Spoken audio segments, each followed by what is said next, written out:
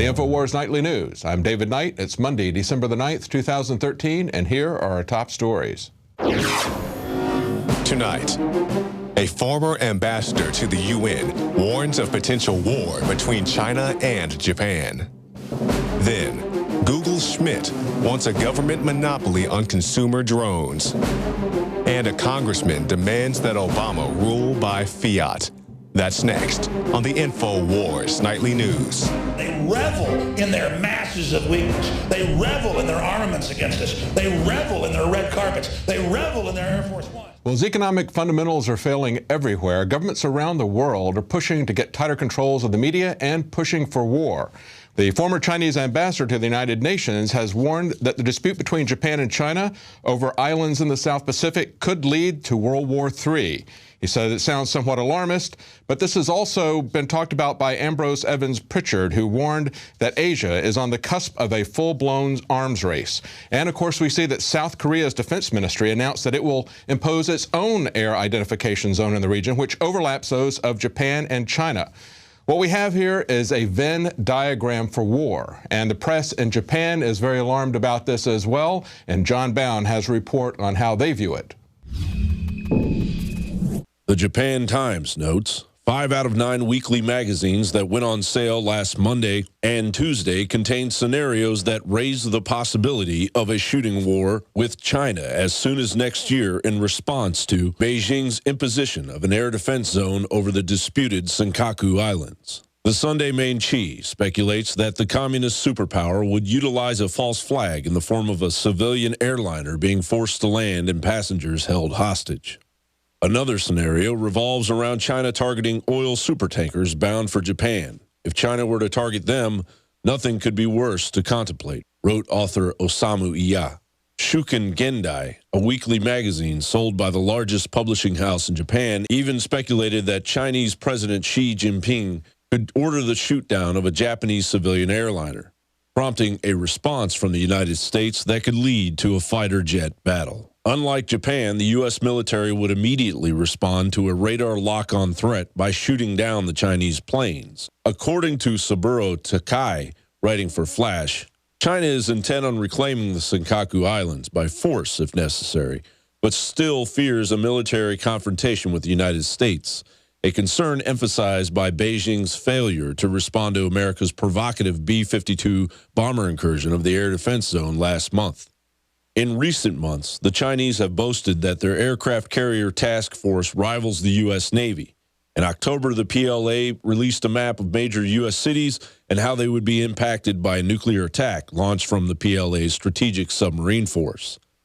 And with bluster straight out of a science fiction novel, the Chinese media outlets announced plans to turn the moon into a Death Star capable of launching missiles towards any target on Earth. The fate of China and the United States have become linked in a way far beyond what any of us could imagine. We are now facing a common challenge. And the challenge is how to build a world order for the first time in history on a global basis. For Infowars.com, John Bound reporting. Well, Russia is not known for its free press, but even though they have a lot of control, they're still pushing for even tighter controls. Today, Putin dissolved the state news agency and tightens his grip on the Russian media, according to Reuters. Leanne McAdoo breaks that down for us. Russian President Vladimir Putin tightened his control over Russia's media on Monday by dissolving the main state news agency and replacing it with an organization that will promote Moscow's image abroad. Most Russian media outlets are already loyal to Putin, but the shakeup underlined the Kremlin's concern about the president's ratings and image and how vital they are for keeping Putin in power. What is this desperate need for world leaders to control the media? Japan just passed a state's secret act last week, essentially banning journalism by threatening whistleblowers and journalists with lengthy prison sentences for divulging and reporting state secrets. Critics say the secrecy bill could restrict public access to information on a wide range of issues, including tensions with China and the Fukushima nuclear crisis.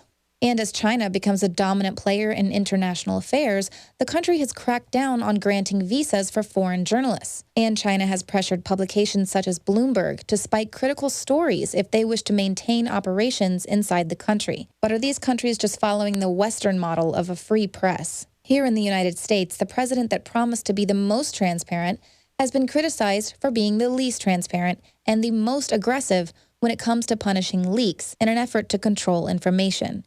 With a compliant media, leaders like Putin can retain their power. Japan can silence the hysteria resulting from a devastating nuclear reactor meltdown. And they can fast-track secret trade agreements that will destroy sovereignty without input from a meddling public. In order to maintain total control, rulers must control the message. And there is no doubt a war on for your mind. For the Infowars Nightly News, I'm Leanne McAdoo. Well, it's very important that we have a free and authentic media. If you remember back to August, when the government was pushing its narrative for war in Syria based on a sarin gas attack, we pointed out how the rebels had been known by both the UN, the Russian, and even American intelligence had confessed that they knew that rebels had the capability to produce sarin gas. It wasn't just a monopoly of the Syrian government. And amazingly, even though that was rolled back, we still have the media pushing back against any analysis that goes against the government's official story. We have a Pulitzer Prize-winning investigative journalist, Cy Hirsch, who cannot get mainstream media to publish his analysis of this false narrative that tried to push us into a war with Syria. It's reported today that corporate media ignores evidence of the CIA's al-Nusra responsible for a Syrian sarin attack. On Infowars, we have this article. He told the Huffington Post that there was little interest for the story at the New Yorker. He then took it to the Washington Post. They did not respond to media inquiries. They did not want to publish it. Finally, it went to the London Review of Books. Yes, something where he's unpacking the lies of government that nearly pushed us into war. That gets buried not in any of the mainstream press, but on the London Review of Books. And you can read the analysis and see the link to his article at Infowars. Now, there's a lot of talk in Washington about Obama as a dictator, finally.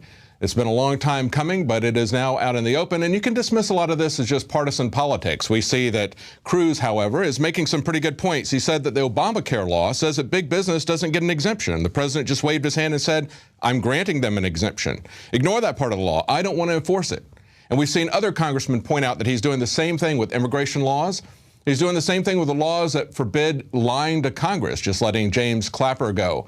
But this is something that's being talked about by law professors as well. We've got Jonathan Turley saying that Obama has become the very danger that the Constitution was designed to avoid, and that is the concentration of power in a single branch.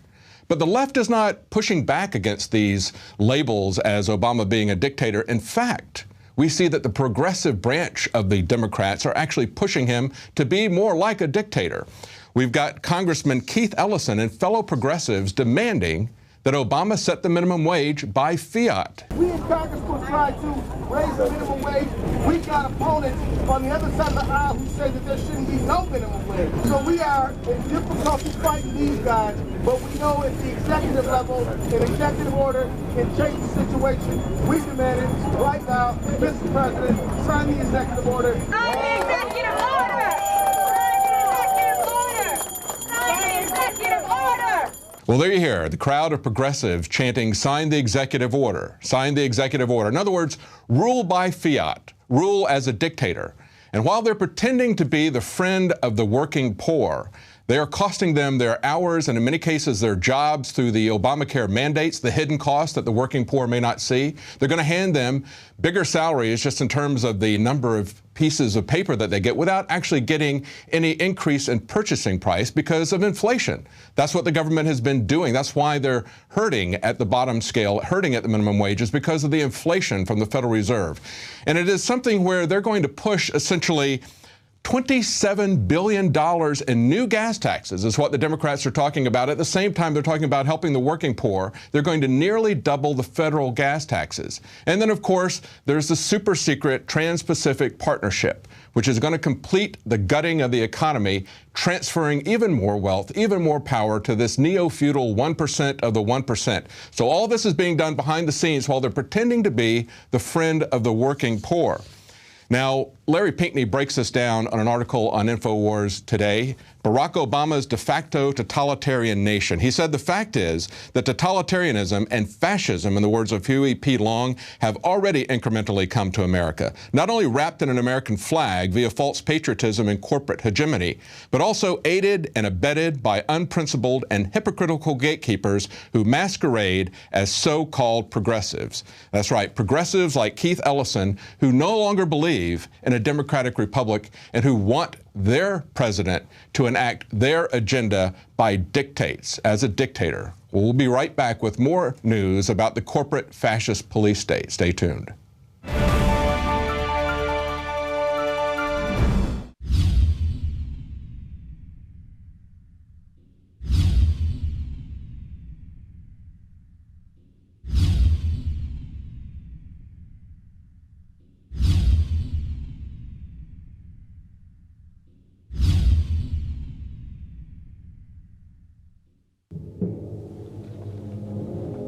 The Infowars crew absolutely loves coffee because we love being awake. And I am somewhat of a connoisseur of coffee. So many times you go to a restaurant or even to a coffee shop and the coffee tastes like garbage. And in all the different coffees I've tried, my favorite is grown in the high mountains, in shade, Arabica, on the border with Guatemala in southern Mexico by the Chiapas farmers. I make sure we've done the research. I make sure it's the very best product that we can offer you when I put my name on it. And I believe, and it's my taste, so you may differ, that this is the best coffee in the world from southern Mexico. Wake Up America Patriot Blend, 100% organic, Arabica shade grown. And then we have the Immune Support, 100% organic coffee, infused with a special type of mushroom known to boost the immunity. This coffee is seriously so smooth. I normally have to douse my coffee with cream and sugar and cinnamon and all kinds of tasty treats, but this, I drink this black. It is so good. Well, that's why I like it, is that it has a kick, it has really good caffeine in it, it has a good clean wake up that lasts for a long time, doesn't give me a headache, but it's so smooth, it's so delicious. Just try it out for yourself. I'm telling you, this is my favorite coffee. We went through a lot of trouble to bring you this. Just try it, and I think you'll be hooked like we are here at Infowars. Well, folks, find out for yourself and support the information war today. It's all available at InfowarsLife.com or by calling toll-free 888-253-3139.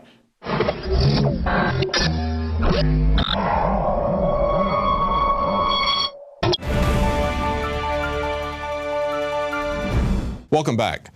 Now, the Washington Post has an amazing revelation today. They say the FBI's search for a fictional Mo suspect in bomb threats highlights the use of malware for surveillance. The FBI apparently has now told the Washington Post that they can report on the FBI using your laptop to spy on you. They say investigators have turned to a new kind of surveillance tool delivered over the internet. And the report goes on to say that the FBI has been able to covertly activate a computer's camera without triggering the light that lets the user know it's recording for several years now.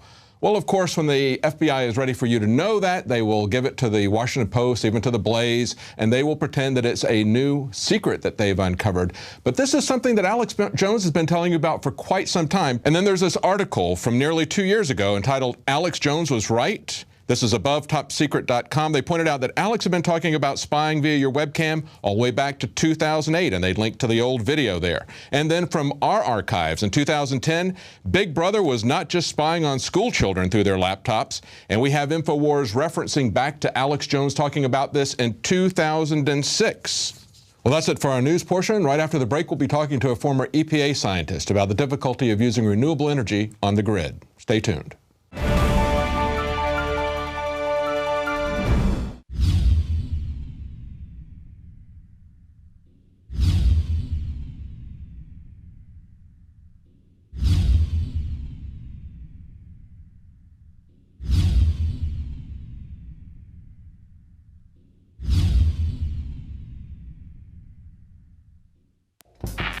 We're on the march. The empire's on the run. And the Infowars army is standing strong. Wake up your family, friends, and neighbors and break the matrix at InfowarsStore.com. Learn the truth and spread the message of liberty with the world's most comprehensive collection of books and documentary films. Maintain a healthy metabolism and energize your body to perform at peak health with Survival Shield Nascent Iodine. Protect your family and be prepared with survival foods and emergency preparedness kits. And now you can drink safe water with your own ProPure water filtration system, which removes fluoride and other harmful chemicals from your family's water supply. Save 10% with the promo code WATER. So join the revolution. Infowarsstore.com. Many anthropologists and archaeologists believe that before man even discovered the power to harness and use fire, we were involved in agrarian activities. That is, taking the seeds of plants and then replanting them to produce more. The very foundation of our modern civilization and human culture is centered around the planting and cultivation of edible plants. Here are some of the amazing deals at Infowars Seed Center at InfowarsShop.com. The Survival Seed Vault by My Patriot Supply features only the finest survival heirloom seeds for a robust and hardy garden, even in the toughest times. We also have starter varieties of the deluxe seed packages for fruit, salads, salsa, peppers, medical herbs, and more. Go to the Infowars Seed Center at InfowarsShop.com. And remember, the revolution against tyranny is growing.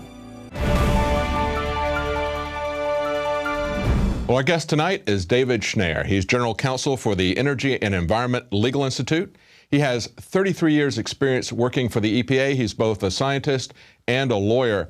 He's concerned about the environment, but he's no fan of needless regulation and regulations that don't work. So he's pointed out for quite some time what the LA Times and mainstream media is just now starting to reveal, that renewables do not match up well with the grid. As the LA Times story pointed out, the grid was not built for renewables. That's a quote from someone at the National Renewable Energy Laboratory. And they said the frailty imperils lofty goals for greenhouse gas reductions. That's quite an understatement, actually, of the real problems. But the government, just like with Obamacare, has no problem just sending out mandates. Fix it just by a declaration or a mandate. But there's issues with that. There's reality behind these mandates. Somebody has to design the systems, and they're just not there. So joining us today is David Schnare. Thank you very much, David Schnare, for joining us. This is something that you've been talking about for years, how renewables just don't match up with the grid. And now we're finally seeing mainstream media articles about this. Tell us what the problems are with renewable sources like solar and wind and biofuels, trying to match that up to the grid.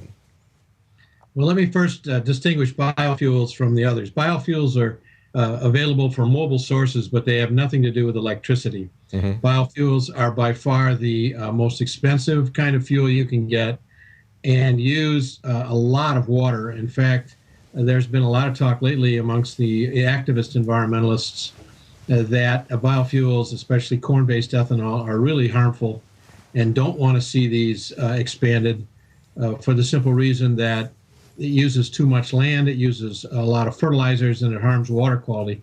And that kind of discussion I heard even today on NPR, in fact, a discussion about this. Their alternative, of course, is to use other forms of biological material, but that makes it even more expensive. So let's set that aside and talk about the electricity side.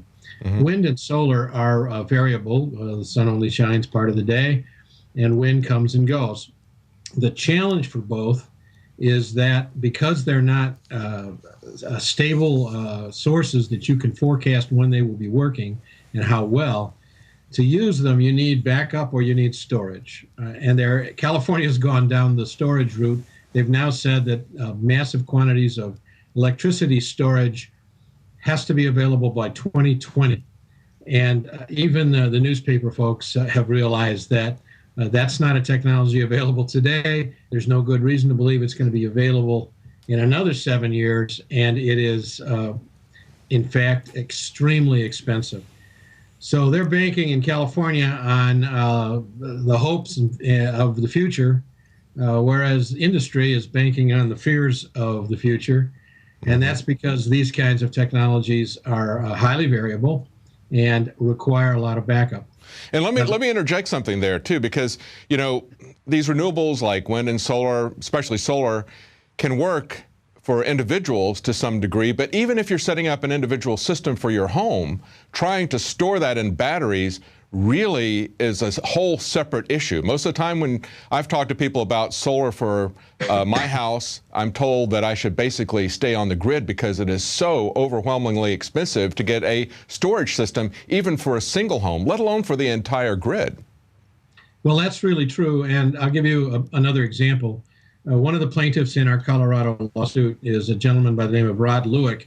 He runs a back-end electronic storage and data processing center for banks and other organizations that need 24-hour-a-day, 365-day-a-year service. He can't have a down period. His clients simply can't survive it. And so he put in solar and had an expert come in and say, all right, how's this look? And the expert said, this is silly. There's nothing wrong with solar, but you don't have all the rest. He had to put in a massive bank of lead-acid batteries. He had to put in a controller system that cost well in excess of $50,000. Mm-hmm.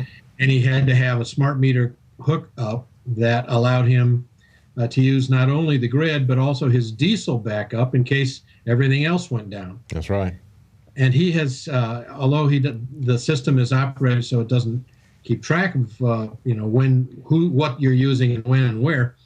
The bottom line is his diesel has come on a number of times because he neither has the solar providing sufficient energy or the grid goes down. And so you're right. This is a technological thicket. There has to be a lot of infrastructure change. Even the folks who believe that you can reach, and there are some, who think you could reach 80 to 85% of all electricity needs in the entire United States through wind and solar, admit that that's actually impossible today. It's not going to be possible without massive investments in... Let me read a quote there. This is from Richard Harris, National Renewable Energy Laboratory. This is from an NPR interview he had. He said, there's about a dozen optimistic reports that suggest our energy future can be built exclusively with renewable sources like wind and solar. But many other reports say not so. Renewables alone can't go the distance. This is from the guy who's a National Renewable Energy Laboratory director. So they're still looking, however, at reducing carbon dioxide, because to them that is the most evil substance on the planet, even though that's what plants need to survive. They want to reduce that by 80%. So they're either going to cut our power or they're going to go to what appears to be Obama's favorite energy source, which is nuclear power. How would you assess the risk of nuclear power and how green that is? Well, let me start out by suggesting or by mentioning what's been going on in some of the universities. One of the California university's professors has asked her students to develop an energy strategy that would get you off of carbon. And inevitably, what they come up with is massive reliance on nuclear. Mm-hmm. Now, let me just give you an quick externalities look, as we economists and environmentalists say. If you look at windmills and you think, well, gosh, the wind is free and they're clean and they paint them white and they're beautiful, and you ask, what are the externalities of that beyond the killing of birds and bats and stuff like that? There's a lot of what are called rare earth elements that are put into these, and they're mined predominantly these days in China. Yes. And you don't want to see the lifestyles that people live in and around those, the desolation of the lakes, the incredibly high cancer rates, the children born with bones so soft that they will never grow up and they usually don't survive beyond a few months. I mean, the externalities of wind we forget about until we remember you have to make the things. Mm-hmm. The interesting thing about wind is that in mining rare earths for the windmills, you create as much nuclear waste as the entire nuclear energy program in the United States makes each year. So the nuclear trade-off in terms of waste is exactly the same. So the only question then becomes which one of these is more stable, produces at a reliable rate and manner, and costs least. And that, in fact, is nuclear. Let me add one other thought on nuclear. We have been nuclear power is an area of regulatory fear mongering. And the reality is the U.S. government has not responded well to the burps in the system. The 3 Mile Island accident, for example, produced such a small amount of radioactive waste that it wasn't measurable to any great degree, and it was gone within 3 days because it turned from whatever it was into lead and wasn't dangerous anymore. And that is often compared with the devastation over in Chernobyl, where a reactor design blew up and caused enormous adverse effects. I've been to Chernobyl. I've talked to the public health folks who were running the program.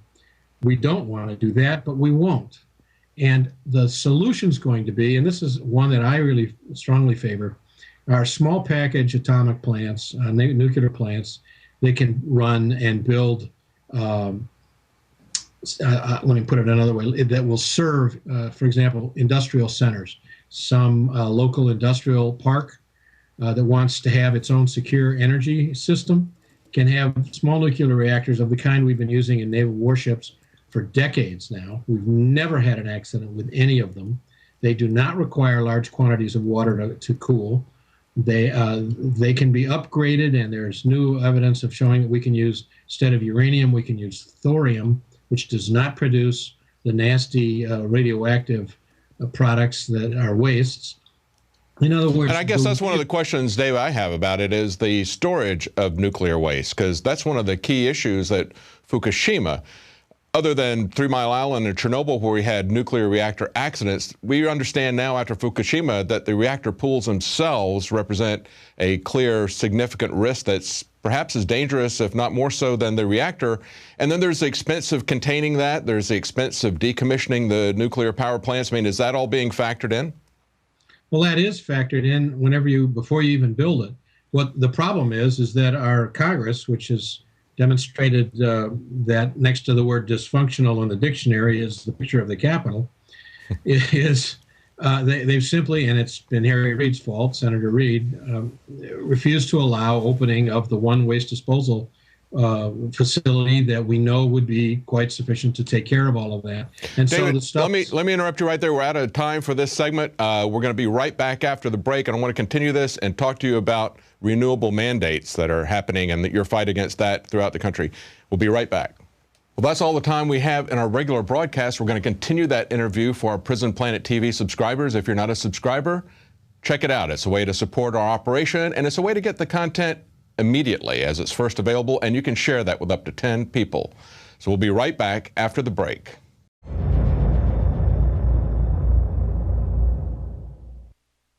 Now you can watch The Alex Jones Show live as it happens at Infowars.com/show. You'll find links to all of our content there and a free 15-day trial for Prison Planet TV. More than 60 movies and documentaries all in one place at Infowars.com/show.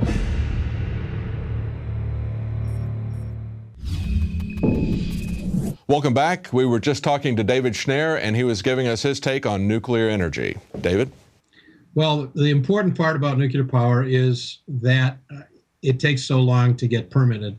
A facility in Virginia that has been on the books and been operating for a couple of decades wanted to build another unit. It's been something in excess of 7 years to get the next unit approved. Still hasn't been done, hasn't been built, should have been. And this is all bureaucracy and fear. It's not good technology. The technology's there.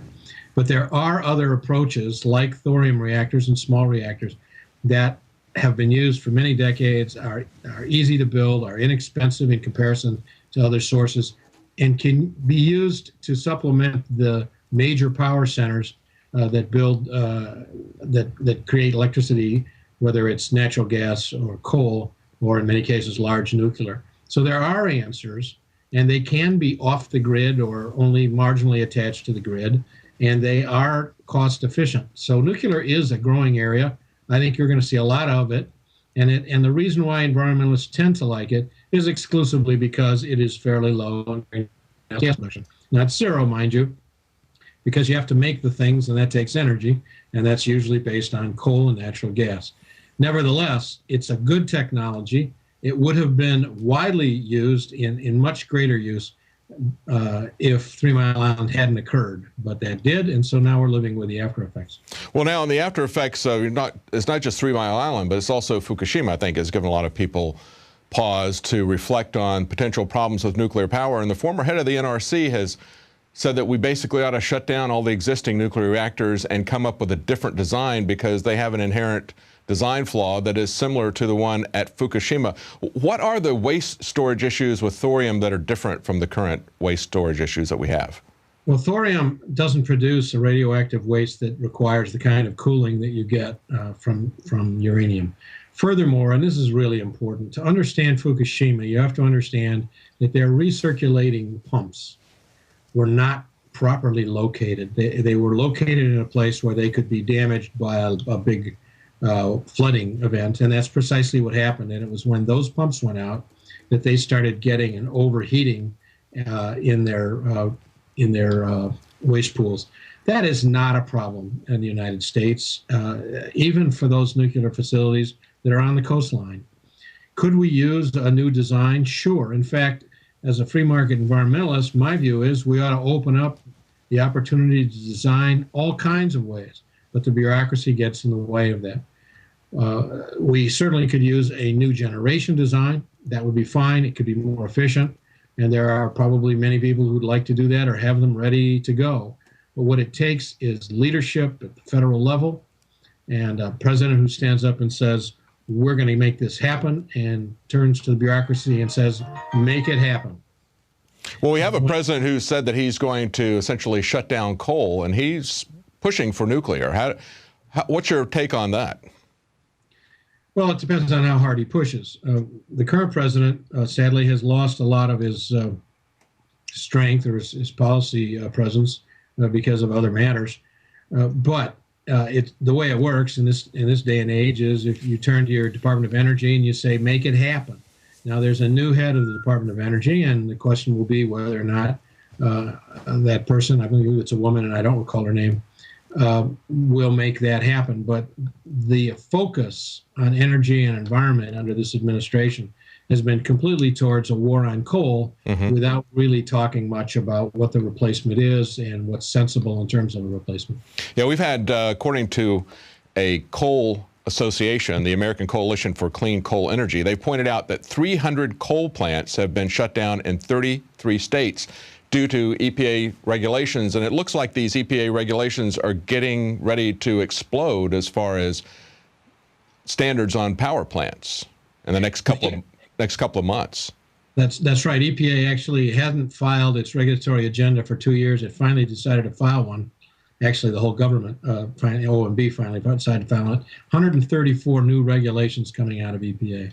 And all of the greenhouse gas ones, all of the ones related to coal and all, are based on this endangerment finding. And it has been in excess of 5 years since they made that finding. There's an awful lot of new science out there. I think if I was a betting man, I would bet that someone's going to challenge that at some point and it's forced the agency to go back and rethink its approach. Even under this administration, they would have a hard time coming to the same conclusions they did before because we have so much more information now. And even the IPCC, the Intergovernmental Panel on Climate Change, a UN body, has admitted that CO2 is not as, the temperature is not as sensitive to CO2 as they previously thought. That's true, and we've seen that even though CO2 is going up, we're seeing temperatures remaining the same or even declining in spite of efforts in ClimateGate to try to hide that decline. That information is out there, and yet, if you look in the press, if you look at public opinion, that paradigm that CO2 is going to destroy the planet, that an increase in CO2 increases temperatures globally, that paradigm is firmly implanted, and it's still being the basis of policy that is being forced on us, even from the EPA, it appears. That is true, and it will take time to change that paradigm, a word I don't often use, but it's probably proper here. That concept, that issue, and that point of view will change. Now, part of what's going to make it change is because the alternatives to coal are so expensive. And there are folks who have been, who have attempted to argue that wind power is now cost competitive with coal. That's a lie. That's the big lie. It simply isn't. Our institute has put out a major report showing that the cost of coal remains by far the least costly approach, except possibly with natural gas, and that wind is far more expensive than people talk about. But what will happen eventually, under the continuing economic pressure of a society that has decided that people who don't produce deserve to have the same quality of life and goods and services as people who are productive, is that those people who are productive are going to say, you know, enough's enough. And I think it's going to come from that. But if you ask me seriously, will I still be alive by the time we finally put climate change to bed?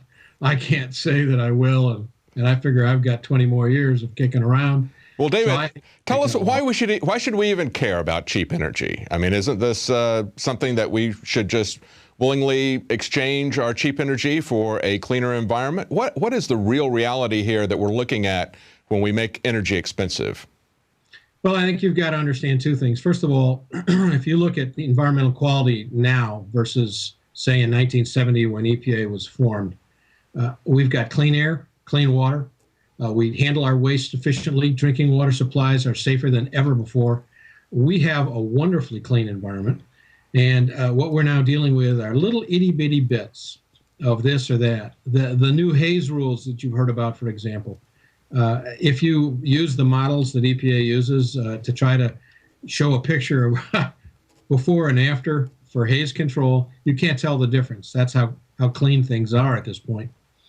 And so when you ask how much are we going to spend on the environment, you realize we're now at a point where to do anything more costs a great deal. Energy, on the other hand, energy is what we call the master resource. Energy is what decides how efficient, effective, and successful a civilization is. So if you want to cook with and get your energy source from coconut husks, you can understand that you're not going to have much of a quality of life. But if you want to live in America, and most people do, you need to have high quality, reliable energy. And let me make one final point about that. We talk about third world countries where they have brownouts or blackouts or rolling blackouts where you only get energy some of the time. The whole concept of renewable energies is so unstable that, in fact, we have that here in America today. People just don't realize it. Some companies agree to be cut off from electricity if the power demand is higher than the supply. That is getting to be a worse problem.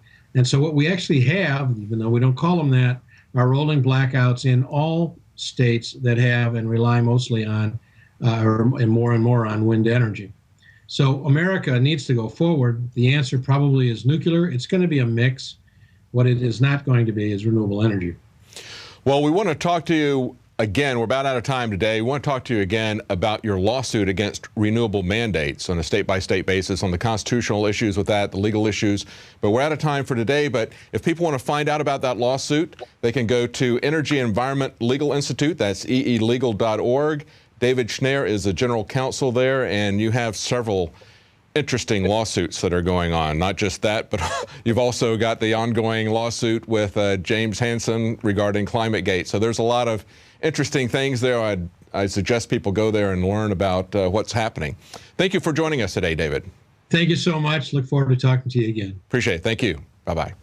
Well, I don't think that carbon dioxide is the most dangerous substance on the planet, and I'm not a big fan of nuclear. But it's interesting to see how the government, even though renewables don't work, are trying to force them by legal mandates. It doesn't matter if the Obama website doesn't work. They can just send an edict out, and of course that's going to fix the software. They take the same attitude towards these renewable mandates. And it'll be interesting to follow up and see exactly what David Schnare and his organization are doing to fight those unconstitutional mandates. But that's it for tonight. Be sure to check out our new magazine, just came out, talk about dinosaur and fossil fuels. Well, the dinosaur in the room is actually the old media, and that's the theme of this magazine, how the new media is threatening the old media. The LA Times took quite a while to come around to the realization of the difficulties in matching renewable energy sources to the grid. Well, we'll see you tomorrow at 7 Central, 8 p.m. Eastern.